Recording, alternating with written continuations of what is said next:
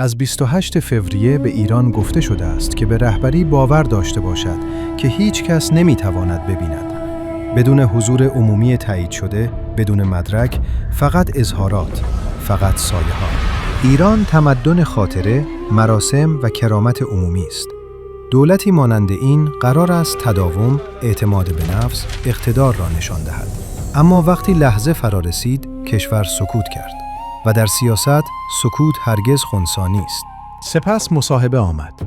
یک سؤال ساده در هوا آویزان بود. آیا مجتبی زنده است؟ به جای وضوح، تردید وجود داشت. یه مکث، انحراف. چای به جای پاسخ. اگر همه چیز طبیعی است، چرا حتی این سؤال آنقدر خطرناک است که بتوان به آن پاسخ واضح داد؟ و در حالی که رهبری از چشم دور می‌ماند، یک چیز در همه جا قابل مشاهده است.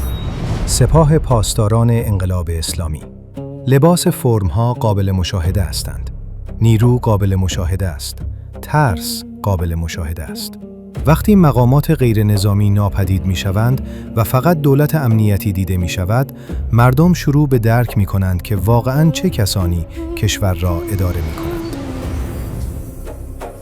هزینه آن فقط سیاسی نیست، اقتصادی است.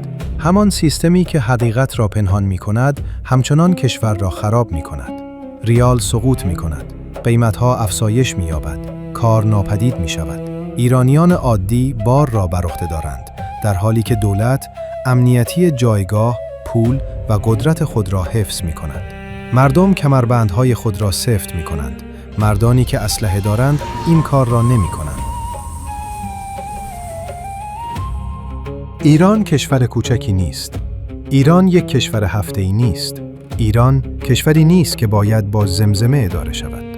از مردمی با این تاریخ، این غرور، این تمدن نباید خواسته شود که از آنچه حتی اجازه دیدن آنها ندارند اطاعت کنند. این شرافت نیست، این تحقیر است. بدون وضوح، بدون صداقت، بدون عزت. پس این سوال را بپرسید: مجتبی کجاست؟